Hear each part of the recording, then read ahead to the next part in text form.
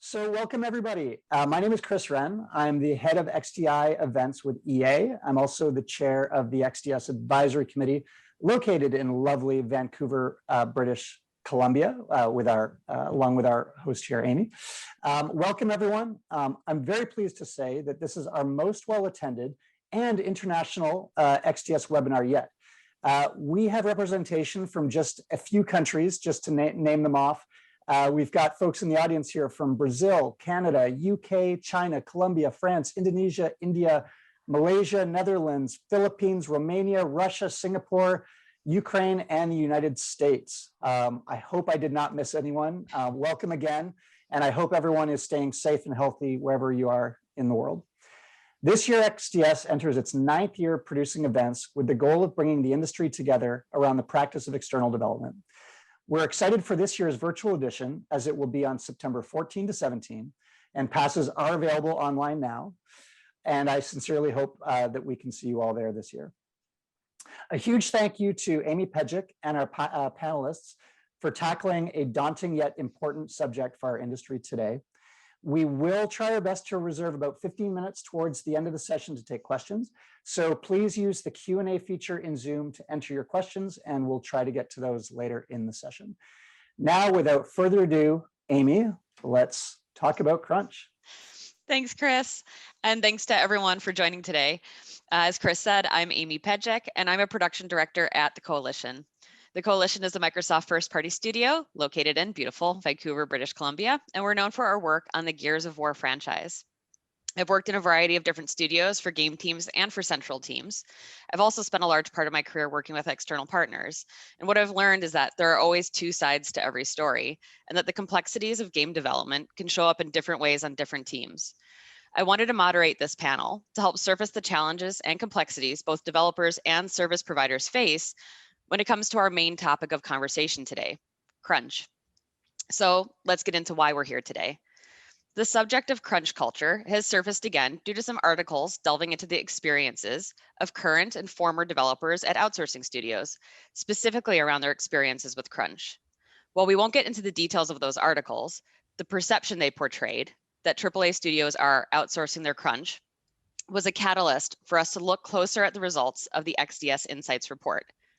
With the top concerns from the XDS Insights report being shifting project schedules, high volume content production on tight timelines, as well as capacity challenges and talent retention, we want to gain perspectives from both service providers and game developers on the perception of crunch culture and how that contributes to these concerns, and what we can do to shift our culture in the future. So here to discuss this complex topic, we have some industry leaders representing both service providers and developers. First up, I'd like to introduce Ken Lai. Ken is a Canadian producer and executive who has over 20 years of experience in the games and animation industry. During his career, he has produced almost 100 AAA games and animation titles.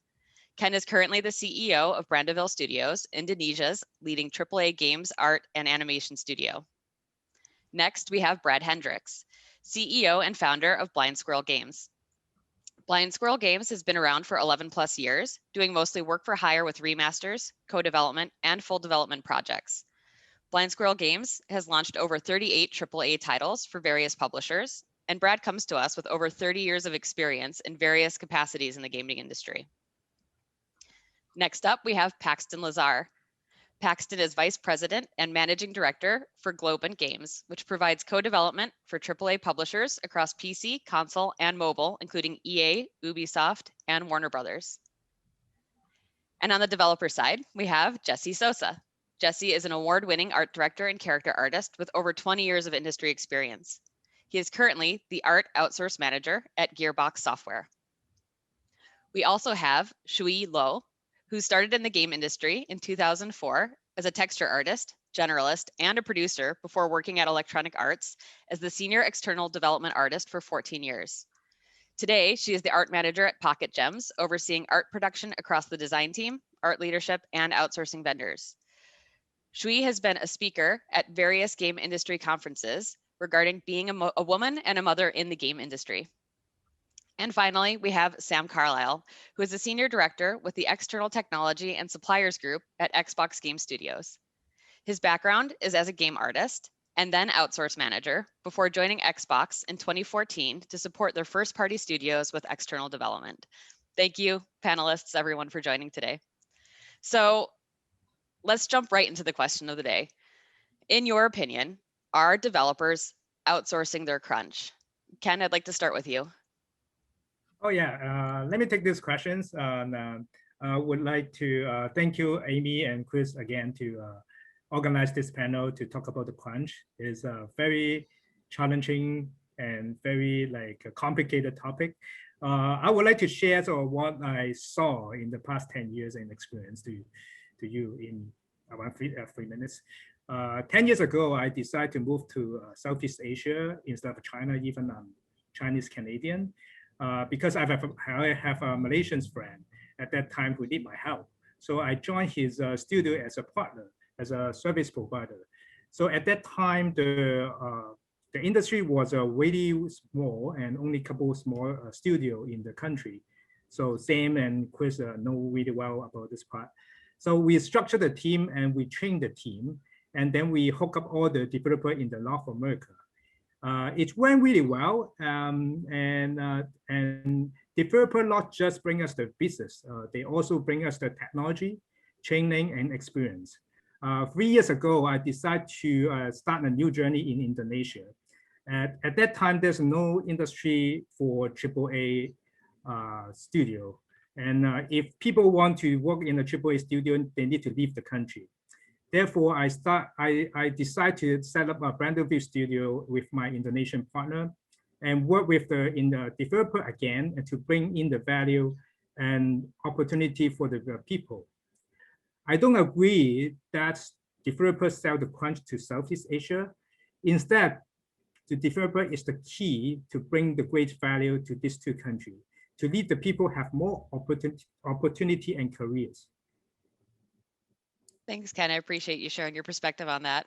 Jesse, I'm curious on your perspective on kind of the perception of AAA studios outsourcing their crunch, specifically, as Ken said, to Southeast Asia. I've been on both sides of this specific issue. I believe that, yeah, I'm pretty sure that there's been a case here and there where, people outsource their crunch, which to me doesn't necessarily make a lot of sense simply because you're expanding your team, right? That's really what you do when you bring on an external vendor is you're expanding your team. Now, you shouldn't be expanding your team and putting that new expansion directly into crunch. But I can imagine that there has been some situations where developers have been faced with an impossible wall that they need to cross. I've been in a situation like that in the past where I've had to somehow make 90 characters in the span of I think it was like 3 or 4 months, and I had to work out a lot of things with the external vendor on how they can make it possible because I had X amount of budget and we were under contract to do that much. It was something that I had inherited, which I felt was a failure on the previous production before me. Regardless of the fact, we did it. Technically, we didn't have to have the outsource vendor crunch per se. It wasn't a good work cycle that they were in. They were doing a 24-hour work cycle with people would come sit down for 8 hours, then they would go home, and another person would sit down at their desk for 8 hours. They would go home 8 hours and go home 24 hours a day. But that's the closest that I've ever been to something like that. Nowadays, this was way back in the 2000s. So nowadays, I try and avoid that. Now it's all about being that person between the external studio and the internal studio, and how can we mitigate crunch for everyone? Because we're just going to waste money, quote unquote outsourcing crunch. Crunch is never good, and crunch spends a lot of money. That's really all I have right now on that. That's actually a great, I think, segue into kind of our next, question. So we were all talking, last week. I think we kind of aligned on what we felt was the definition of crunch, and just you'd kind of hinted at it there. And there's these cycles, and so I'm curious from you all as the panel if there's maybe a time or a place where crunch is seen as acceptable, or is there good that can come of crunch, and what's kind of your definition of crunch? Paxton, would you mind kind of giving your perspective on that? Sure. So with Globant, we are working on AAA games, and we do understand the nature of the business is that there will be crunch. You know, these are complex, interactive products where there's a lot of iteration in the development. And you're tied to a very hard deadline with licensing commitments and marketing spends. So with that, we do understand that, yes, there's the crunch is sort of the nature of the business. So as an outsource partner, if our games publisher is crunching, we're going to crunch right along with them.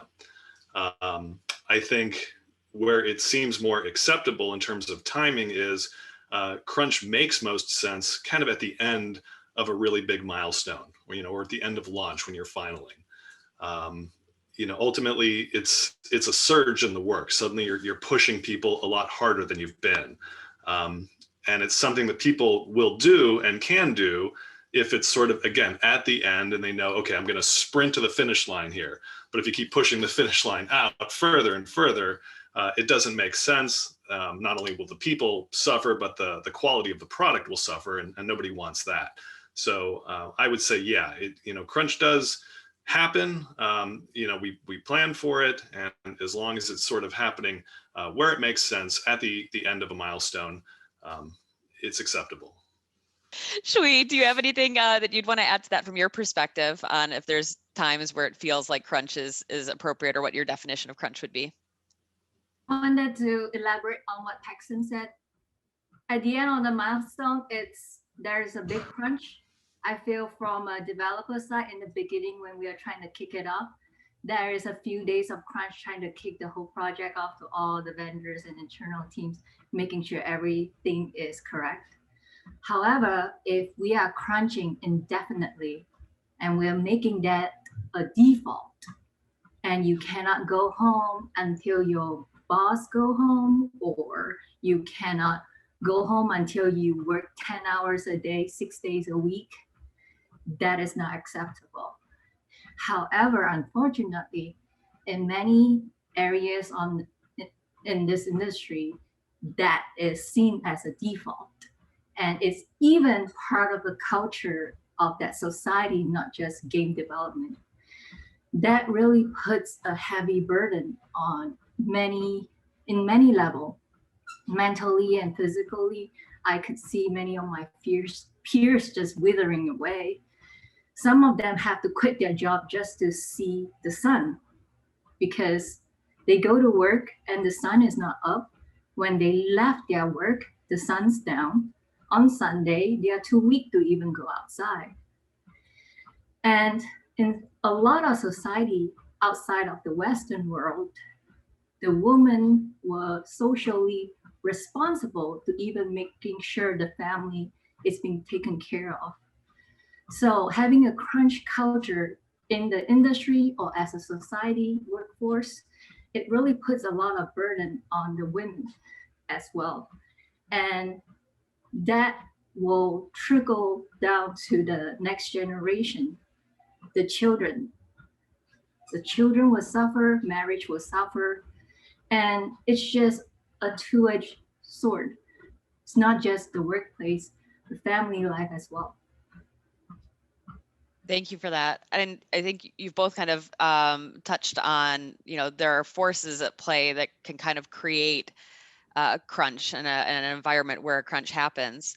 And so I'm curious kind of, what we think the key factors contributing to maybe, external crunch or even crunch with our teams, what those factors are, and are they kind of beyond our team's control? Brad, I was hoping maybe you can speak to that a little bit, especially in your role. Yeah, I mean, I think, and I think we mentioned this in the last talk, but, we all have our masters. And I think that crunch arises because of the supply chain and how it goes up. If you start at the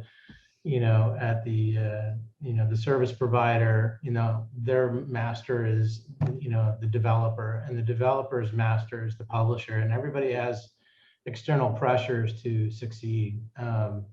If you look at even the publisher, a lot of people go, well, who's above them? Well, they have stockholders and they have investors, and these people are putting a ton of pressure on them, especially CEOs, because they have to predict what they're going to do for the year.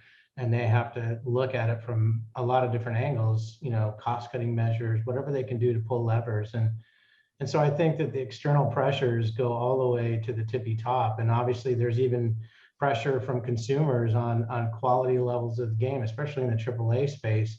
And those add additional pressures to everyone. And so, I don't think crunch is anything that any studio or publisher wants. It's just a function of the pressure that's being put on everyone. Nobody wants that. And I think when we plan for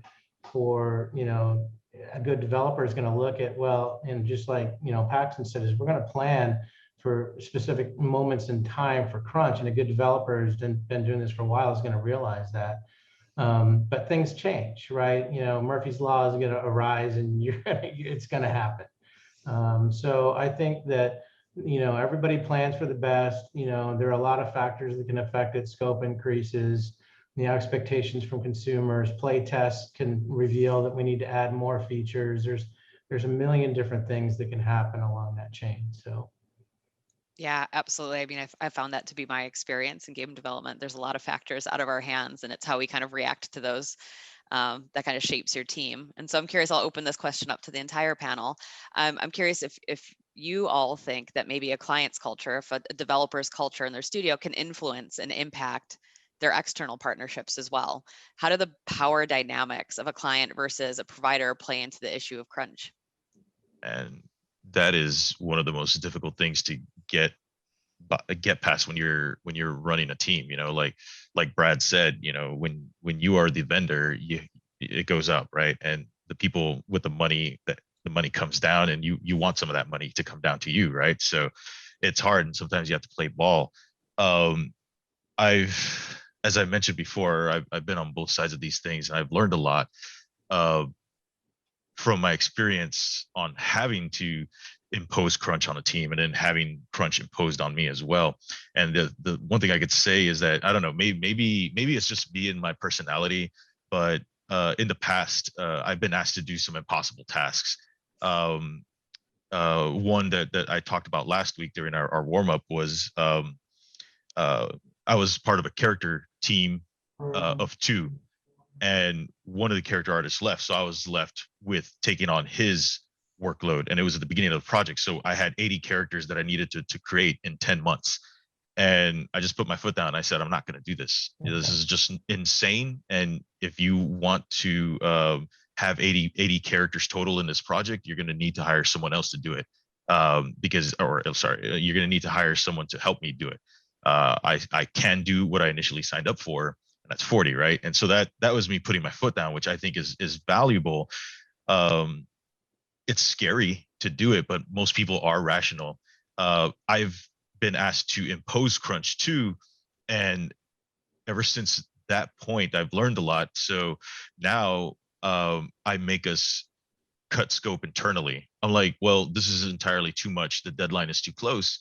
You're going to need to pick and choose what you want to send out. I'm like, unless we're going to have more team members join on, like there's no way this size of group can do this task. So we need to cut scope. We need to reuse art. We need to do all that. And I believe that all goes back to putting accountability on ourselves, because if the business person at the very top, the publisher, never has accountability or never sees the what his actions do, or the problems that they cause, then they're just going to continue forth, right? If everyone's a yes man, then they're never going to hear a no, and they're never going to think twice about what are my actions doing to this person's family or whatever. And I think that it all goes back to accountability. So once you start putting your internal teams and making them accountable for stuff, you're making them think twice, and then showing them that the people on the other side are real human beings, and they have family and they have lives. As stupid as that sounds, some people need that. It will change. And that's the systemic root of the problem that needs to change. We can duct tape all these little things here and there, and we can divert, and we can try and outsource work and do all this other stuff, but it's never going to change if it doesn't get fixed from the root down. And that's just showing people, writing stories, making movies, games about it, so people are aware. It's kind Thanks, of my Jesse. thought. I think a lot of people would be happy to hear that, that's kind of your perspective and your take, and that you're really thinking holistically of your whole team. I'm curious, for the service providers on the panel, have you found there to be, a power dynamic there, and one studio's culture can really influence what your project looks like? Well, sure. I think certainly as a service provider, you're always going to follow the lead of your partner. So a big game publisher, again, if they're going to crunch, we're going to crunch right along with them. They have to be responsible about it and not abuse it. And that's, because they want to preserve the relationship too. And I think also what a lot of these, what game publishers are looking for with service providers is the ability to scale. I mean, clearly they're outsourcing some work already, and ideally, fortunately, again, with Globant, we have a large team. If we get into a situation like Jesse describes, where, we lose somebody, we often have, certainly for big AAA titles that we're working on, we even have extra shadows, extra capacity, that we make investments on our side to have on the project in the event that, we lose people, or we do just say, hey, there's more work. And now suddenly we have some people who've been kind of, working on the project as well already that we can now add and scale up. So yeah, in a way, we sort of expect, that we have to help the publishers with that issue. Sorry, just real quick. One thing that I've done, touching on what Paxton said about adopting the client's thing, is I've actually tried to reverse that and make producers adapt and schedule around vendors' vacations and vendors' holidays. To me, it's very important. I've lived in Brazil for a couple of years, and I travel the world a lot. So to me, other cultures are just as valid as mine. I mean, it's stupid that I have to say that, right? But that they are. And so that's one of the main things that I've been trying to do is get our external vendors to let me know when vacation comes, when they're going to be down some people, when holidays are, so our internal team can learn and adjust, right? Not the external vendor. We need to adjust. If we're going to be trying to do global business, then we need to adapt to the globe, the world around us. Absolutely. I agree with you. Oh, I'm sorry. Oh, Amy. no, it's okay. Go ahead, Shiew. I agree with you. I remember when we have our vendor going on Lunar New Year, we actually used that time to do documentation because there was no time outside of that cycle. On top of that, I think we came to a point where after so many decades of outsourcing history, we are not just looking for a cheap partner. We are looking for a stable and reliable relationship. Every single one of my core artists or artists that just came on during the peak, they are human beings, and we train them. We put effort into making them a good artist. My theory is we hired you because you are good, but my job is to make sure I give you an environment so you can go from good to excellent. If you cannot, that's my fault, not yours. However, if I just burn out every single one of them and then they quit and they leave, that is more overhead for me. Then I have to retrain another person.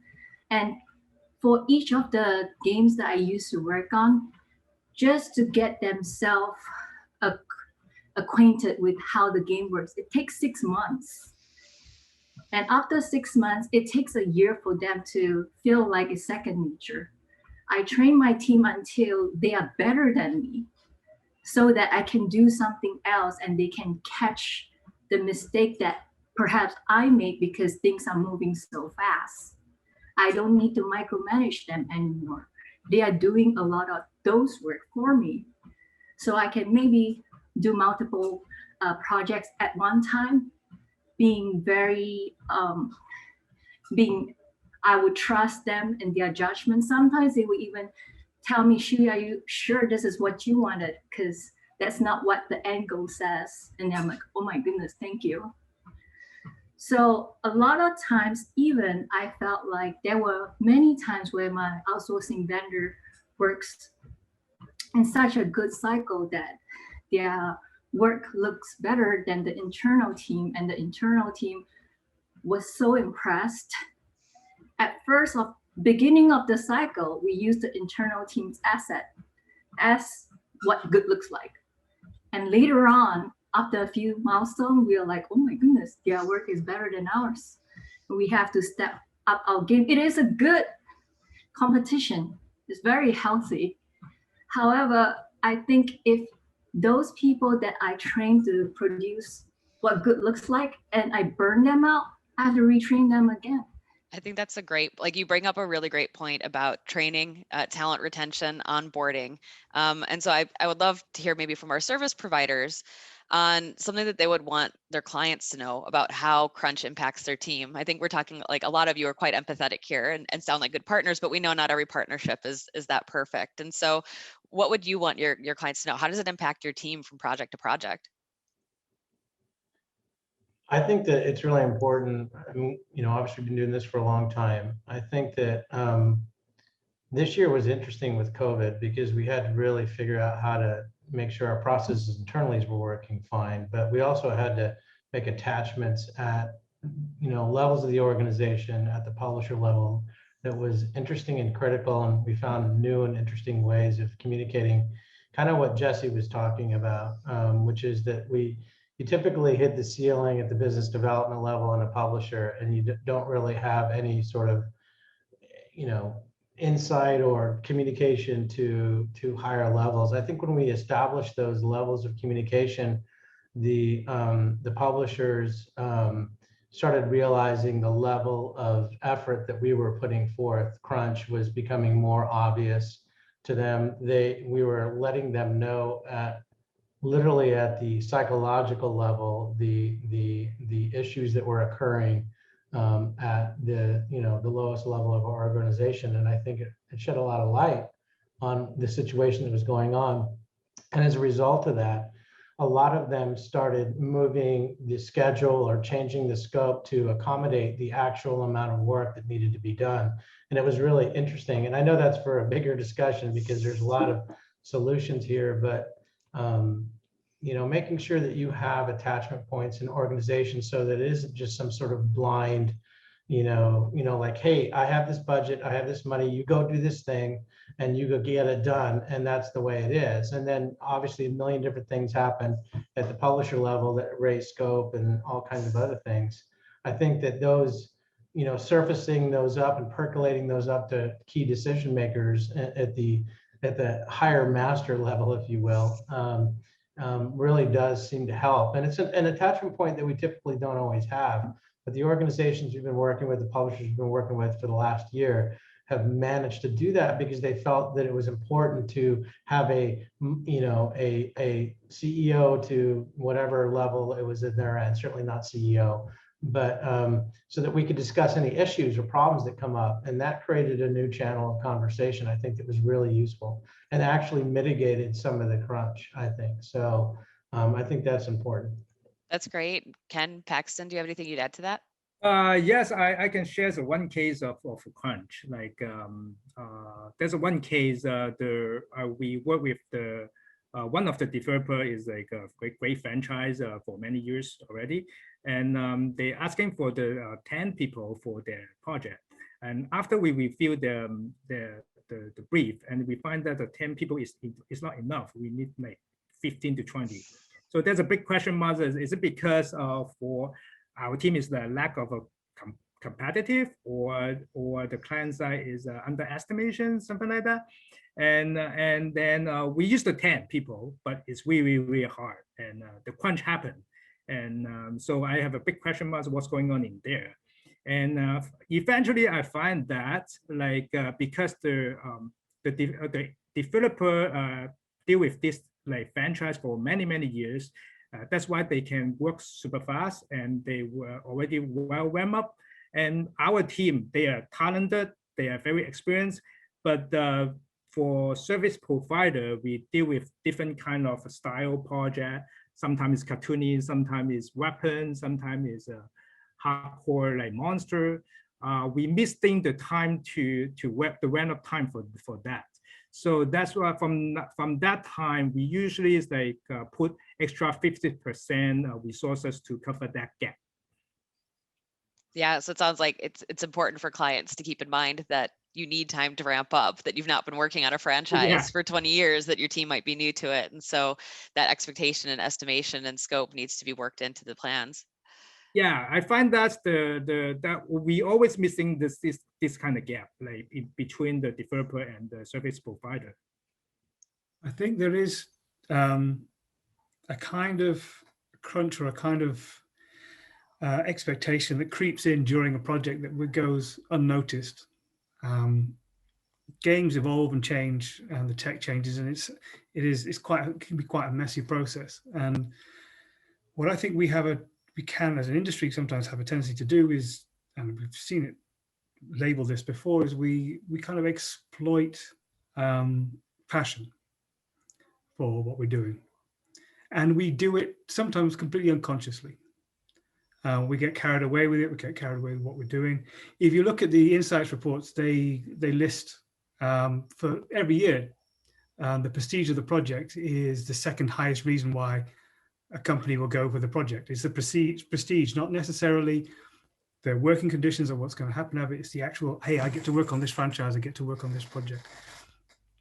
And what happens is when things evolve, I think, Brad, you were talking about things come from the top down, but I think there's a kind of a middle area where a slight underestimation or a slight shift in the technical pipeline adds a small amount of time onto a turnaround or a feedback loop, or an internal resource is missing or is away for a while, adds a small amount of time. But when we're dealing with time zones and large external teams, this expands very quickly.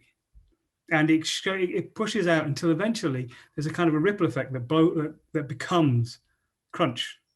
And you don't kind of notice it happening until it's happening. And people get gradually used to doing things, and gradually used to working these hours, and gradually used to overcoming those kind of problems. And I think that this is an area of production that we need to be able to look at, and whether it's contingency and really allowing for that, or whether it's communication. But there is, I think, in these factors, I think there is this kind of slow burn crunch that flies under the radar a little bit, and that's something I would dislike, and something I would like to highlight, because I think it is an area that we do need to concentrate on. Yeah, exploitation of passion is a huge issue. I see so many, like even in the indie world, so many people are like, hey, I need to find a programmer who's extremely passionate about game design, right? And that usually means that they can't pay and they want you to work a ton of hours. Yeah, that's definitely very valid. I like that. Another thing. Oh, go ahead. I mean, I just think Ken may be able to speak to this as well. Just thinking back to when you have pressure from your internal team, your artists saying, "I want to work on this project." You know, they're desperate to work on this franchise, and you know that looking at it, it might be quite painful, and you may even, again, subconsciously bend over a little bit or be more flexible than you normally would be to allow this to happen because your artists really want this to happen. So we all do it. We all kind of go, well, it won't be as bad as I think it is, or we'll find a way, or we'll work our way there. And sometimes it just doesn't kind of happen. And again, it's a way that we accidentally exploit our own passions and our artist passions that create problems. It's a great point. And I think, like, you know, this topic, actually, I think we'll kind of revisit it in a little bit when we kind of talk about actions. And it's something I think we can kind of keep in mind, and the idea that we exploit those passions. I'm curious, Sam, from your perspective, because you work with a whole bunch of Xbox studios, you partner with us. If anyone's approached you with concerns regarding external engagement surrounding this crunch conversation, and if so, how do you help rebuild confidence and external development? It's one of the strange things I would say is that it gets talked about, but it doesn't get talked about in the way you might expect it to. It's not something that gets brought to the fore. It's not something that people go, hey, I'm really worried about team crunching. It just kind of happens. And there's a level of acceptance. And I think a really good example of that is the fact that this is now coming to the 9th XDS. This is the first time this topic has been tackled. And it took an outside force in order to trigger this topic to be tackled. So there is a way somewhere that we kind of live with this, that we have gained a certain level of acceptance that says we don't even bring it to the fore unless somebody else outside of the organization, actually outside of our own industry, brings that forward. And it doesn't mean we don't care. And one of the things that has been really interesting is to see the effect that this being highlighted has had on those who work with, on the developer side, certainly on with those who work with developers, and how worried they are about what they may have done and what they might be contributing to. And it's had a real personal effect, I think. And that's why I think it's been taken up so very quickly. And when I talk to suppliers, it's not all that often that suppliers come to you during the project. And I will take this, I'm a step back. So I may well, because I'm a step back from projects, I'm not directly involved with each one. But clients tend to come to you, suppliers tend to come to me about and talk about crunch post the project. So it's happened, and they talk about how much they've had to work in on that particular project and the future impact that has. So you may not notice it, but there will be artists in their team that won't work with that company anymore, won't work with that dev anymore, because they had such a hard experience first time round. But it's coming out in postmortems. It's not coming out there and then. It's kind of being dealt with. And whether that's, like I say, an insidious form of rolling crunch, being caught along with the passion of it all, being caught along with the process and being in the middle of something and not sticking your head up far enough to be able to go, hey, look what's actually happening. So yeah, it does, people have come, but it's actually pretty rare. And I think as an industry, we have been at fault in terms of oversight here. And we've got used to it. And we've got used to saying, it's a games industry, you crunch. Jesse, did you have something you wanted to add to that? Yeah, I think, you know, we always talk about it, right? So what are the action items on this whole thing? That's why I'm always proactive, ready to talk about it. It can be a tiresome subject to just bring up over and over again, because it just seems like we always run in circles.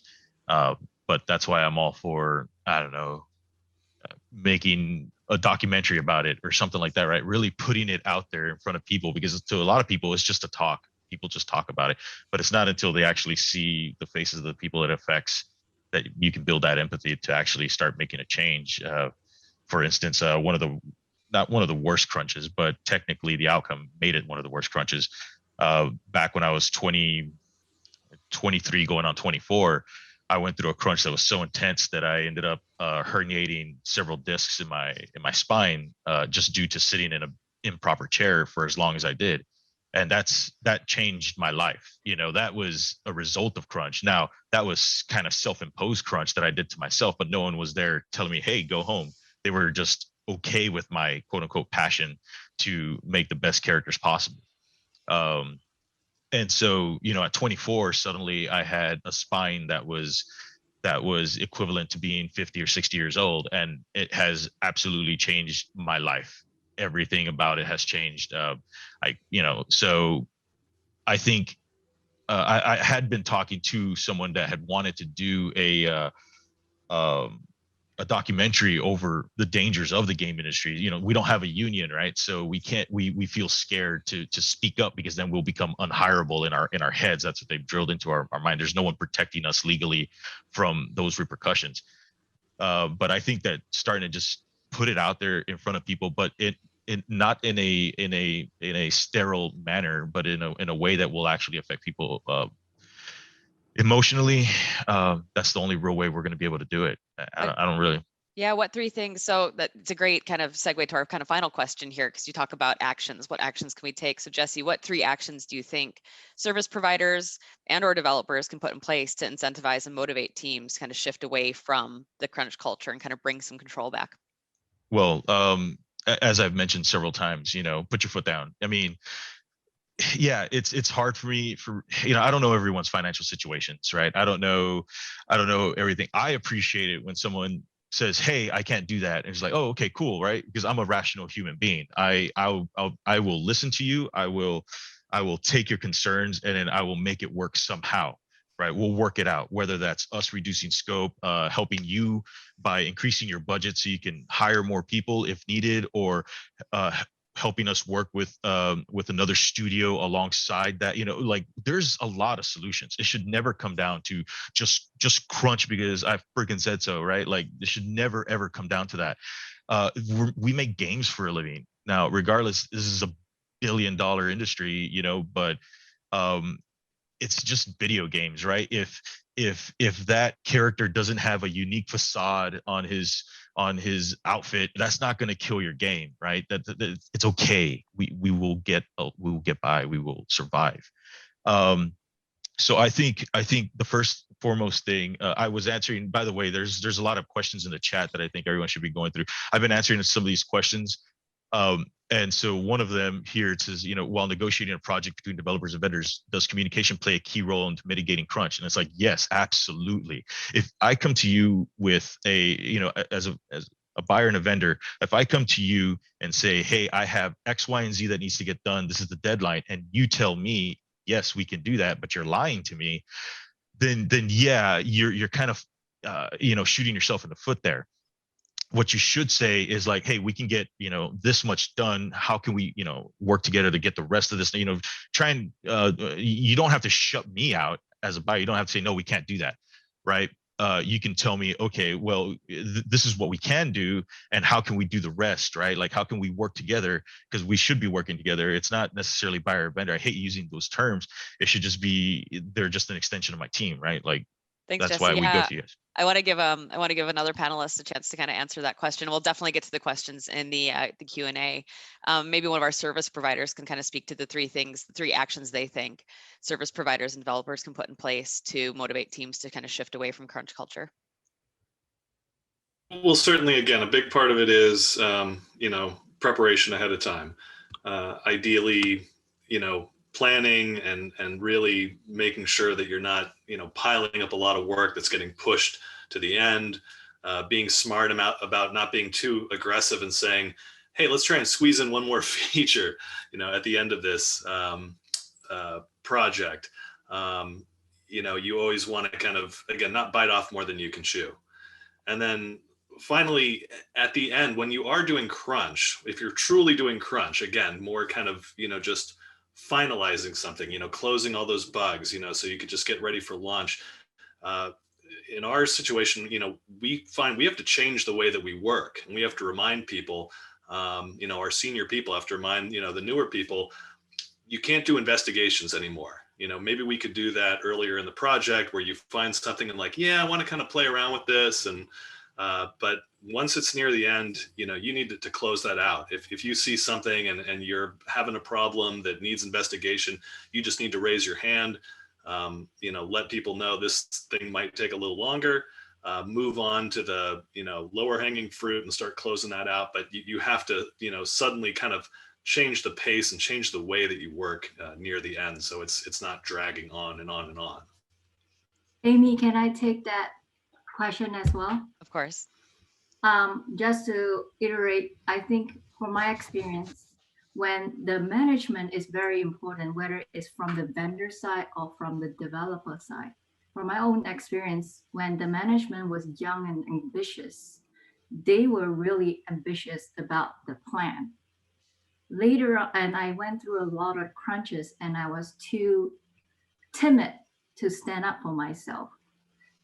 And later on, when the management went through life, they have family members that got sick. They have to take care of other people.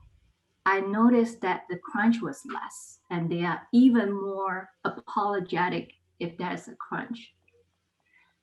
And then on top of that, I wanted to elaborate on what Sam said about slow crunch. What I experienced also is it's like you are doing so well and then your management said, how about you take on this? And then how about you take on this? And then within 1.5 years, you realize you're like gradually moving into this crunch and you don't know why you don't have time to even go home for dinner. And that in that situation, what I experience is that's also very little threshold for mistake. Every time somebody make a mistake because they're under crunch, they are being blacklisted. I always tell my vendor and my team, when you made a mistake, that is the opportunity for me to teach you something, because I know that maybe that's some areas that you need support. A lot of, especially the Asian vendor, they get freaked out because in their upbringing, they don't have a lot of threshold to make mistakes. Whereas in the Western culture, we want to make sure our children learn from their mistakes. So we allow them to make mistakes a lot of times, even put in a situation. So that's what I wanted to tell my vendor. Let's stop pointing fingers and work together. I think that's one way of alleviating the crunch culture. Last thing I wanted to say is I always try my best to get to know who my vendor is on my team and see them as a human. And I also encourage the internal team to talk to the vendor so they can also see them as a human. Because when they have that personal relationship, when there is a mistake or there is something happen, they won't get so mad because they put a face with that name. If they don't know them, they only see a name on the email, they tend to get really, really, really mad. And I wanted to also have an open communication with my team, whether it's offshore or internal. And I train them to get there. It's really hard for certain culture to get that. They always say yes. Can you do 90 characters in 2 months? Yes. And then once you really dig in, then it's actually yes means no. Yeah. Shuyang, I have to stop you there because I want to leave enough time for questions. And it does sound like we have a common theme here that communication is key in kind of solving this issue and really kind of working together as a larger team. Chris, I don't know who's taking questions from the Q&A, but we have a little bit of time left to address those. Yeah, there's been an overwhelming number of questions and really fantastic questions. So thank you for everyone posing those. We certainly won't get to all of them in the next 9 minutes, but one, I think, very relevant question to this audience, to this group of panelists, and maybe specifically the service providers, is when you do find your studio in a position where you get forced into a crunch situation and your guys are unfortunately working overtime, how generally are they compensated for that overtime work? Sure, I'd say the biggest is that they're going to get additional days off. It's what they want. It's more so, probably more so than the money, than the overtime money. I mean, we do pay overtime also, but you know, people are working extra hours. They need time to recover. So there's kind of an unspoken contract that if you're working Saturdays, you're going to be getting some days off in the future. Another general question for the group. What are your thoughts on managed or short-term crunch during periods like alpha, for example, as long as it's not happening throughout the duration of a project? So crunch or overtime in shorter bursts. I just answered that one through text. Let me see. Mine's real easy. I said there's a difference between having a crunch culture and having short stints of crunch from time to time. Although I'd have to raise questions if this short-term crunch is a normal thing. It's like, remember, short-term crunches is indeed part of a crunch culture if it's normalized at the studio, meaning it's just like, oh, well, it's our normal 3-month, 1-week crunch. Like, okay, learn to schedule better at that point. I actually have a group that they have certain people managing those crunch. They also have a second batch where you don't have to come in physically. You can go home, but you're on call. So don't take a vacation during that time, but you can go home to your family. There are another crunch that, because it is planned and a lot of people, let's say with family, knows it's coming, so they can make a lot of arrangements as well. And there are certain things that we also put at priority 1, 2, 3.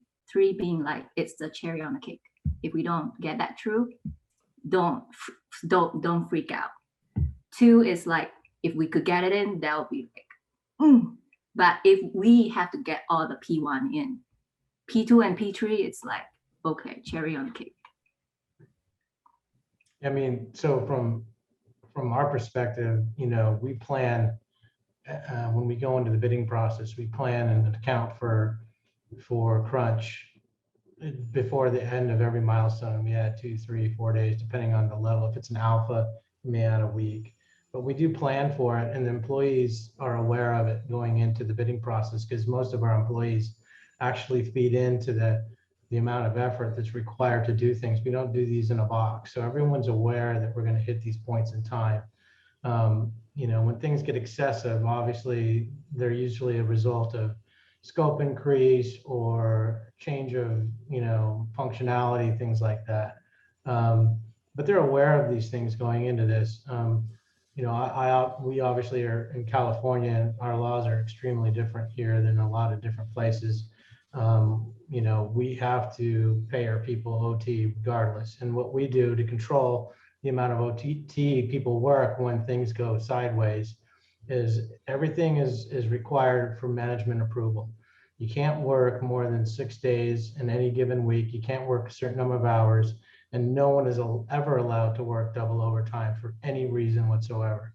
And so there are ways to mitigate this. There's a bigger discussion that needs to happen here in some future XDS, but how do we percolate up when these moments occur so that everyone is aware of it? And we've worked on some product management product management exposure points, meaning that we're providing details to the publisher that these events are occurring, so they're aware of what's happening and how we're mitigating them and what we believe our recommendation is to move forward, whether that's cutting scope or whatever. There are ways to mitigate this moving into the future. And I think it really is a collaboration and between the publisher or the, you know, the hire master and the people that are actually doing the work. This includes everyone, including the service providers that go downwards as well.